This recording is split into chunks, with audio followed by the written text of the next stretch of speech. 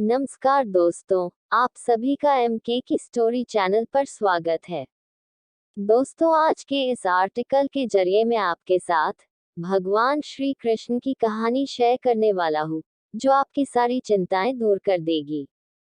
दोस्तों, आपको इस कहानी से बहुत कुछ सीखने को मिलने वाला है, इसलिए इस कहानी को अंत तक ध्यान से जरूर सुने। अगर आप हमारे चैनल पर पहली बार आए हैं, तो चैनल को सब्सक्राइब जरूर कर लें, ताकि आने वाली वीडियो का नोटिफिकेशन आपको सबसे पहले मिले। तो बिना समय को गवाए चलिए वीडियो की शुरुआत करते हैं। दोस्तों, इस कहानी की शुरुआत होती है एक बिजनेसमैन से, जो अपने बिजनेस को लेकर काफी चिंता किया करता था कि क्या होगा आगे आने वाले कल में और कैसे काम आगे बढ़ेगा, और उनके इस व्यवसाय को उनका बच्चा संभाल पाएगा या नहीं। दोस्तों, उस बिजनेसमैन का एक लड़का भी था, जो उनसे काफी बार कहता रहता था कि पापा, आप मुझे हमारे इस बिजनेस को संभालने का एक मौका दीजिए, क्योंकि अब मुझे भी बिजनेस करना आ गया है। लेकिन वो व्यक्ति कभी भी अपने बेटे को मौका नहीं देता। दोस्तों, एक दिन इस बिजनेसमैन को दिल का दौरा पड़ जाता है, और इसके चलते उनको हॉस्पिटल में भर्ती किया जाता है। जैसे ही ये खबर उनके बेटे को पता चलता है, उनका बेटा दौड़ करके हॉस्पिटल में पहुंचता है।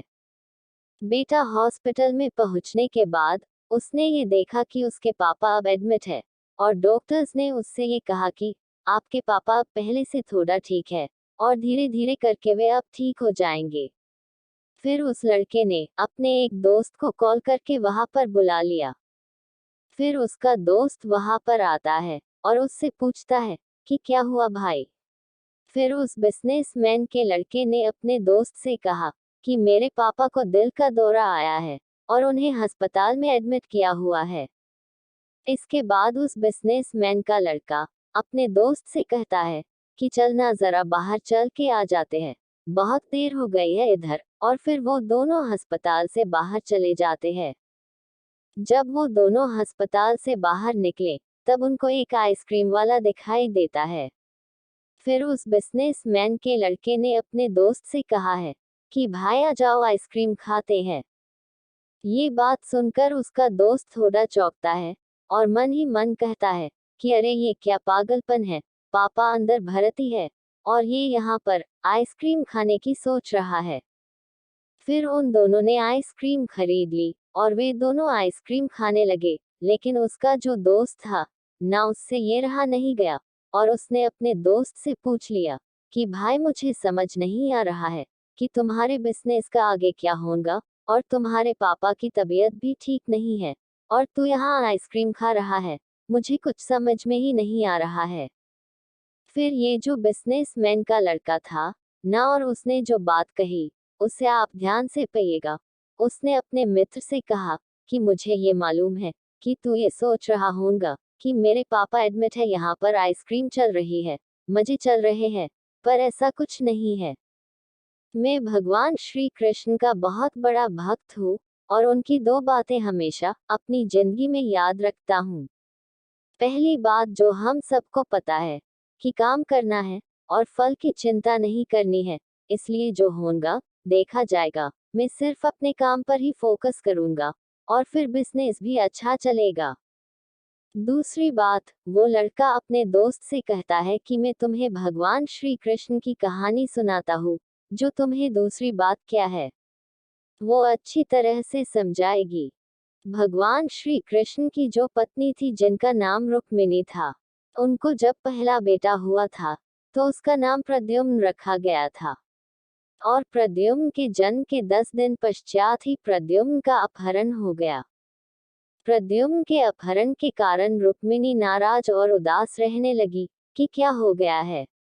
भगवान श्री कृष्ण रुक्मिणी जी से कहते थे कि चिंता मत करो, क्योंकि प्रद्युम्न जहाँ पर भी होगा वहीं पर ठीक होगा। लेकिन इतना समझाने यत भी रुक्मिणी अपने बच्चे की चिंता में उदास और निराश रहती थी।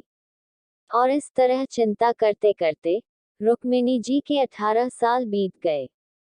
18 साल के बाद द्वारका में जब प्रद्युम्न की वापसी हुई, और जब प्रद्युम्न द्वारका में वापस आए, तो उनके साथ में उनकी पत्नी मायावती भी थी। अब समस्या ये थी कि मायावती की उम्र प्रद्युम्न से 20 साल ज्यादा थी।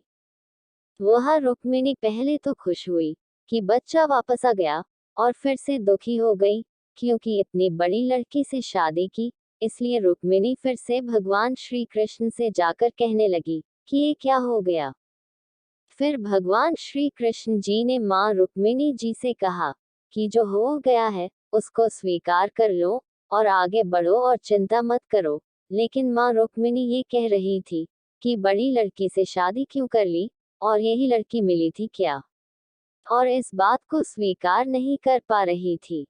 इसके कारण 8 साल तक माँ रुक्मिणी जी दुखी और निराश रही, और 8 साल के बाद रुक्मिणी जी ने ये स्वीकार कर लिया कि प्रद्युम्न ने जो यह शादी करी थी वो ठीक है, और इसके लिए ज्यादा चिंता करने की जरूरत नहीं है, और उस शादी को उन्होंने स्वीकार कर लिया। दोस्तों, एक तरीके से माँ रुक्मिणी जी ने अपने जिंदगी के 26 साल उदासी में बिता दिए। इस कहानी को खत्म करते हुए वो लड़का अपने दोस्त से बोला कि मैंने अब स्वीकार करना सीख लिया हुआ है, क्योंकि भगवान श्री कृष्ण जी कहते हैं कि जो हो रहा है उसे स्वीकार कर लो, जिंदगी अपने आप सहज हो जाएगी। दोस्तों, ये छोटी सी कहानी जो हमें दो बड़ी बातें सिखाती है, और यही बातें मैं आपके साथ शेयर करना चाहता था कि हमारी जिंदगी में जो कुछ भी घटता है उसे स्वीकार करना सीख लीजिए, और फिर जिंदगी अपने आप सहज हो जाएगी। हमारे नियंत्रण में जितने भी चीजें होंगी उन चीजों पर तो हमें जरूर नियंत्रण रखना चाहिए, लेकिन जो चीजें हमारे नियंत्रण से बाहर है उन चीजों को हमें स्वीकार कर लेना चाहिए। अगर हमने स्वीकार नहीं किया तो हमें भी माँ रुक्मिणी की तरह बहुत सालों तक उदास रह जाएंगे। दोस्तों, आज की यह कहानी आपको कैसी लगी और आपको इस कहानी से क्या क्या सीखने को मिला, ये हमें नीचे कमेंट बॉक्स में कमेंट करके जरूर बताएं। साथ ही अगर आपको श्री कृष्ण की ये कहानी पसंद आई होंगी तो इस कहानी को अपने दोस्तों के साथ अवश्य शेयर कीजिएगा।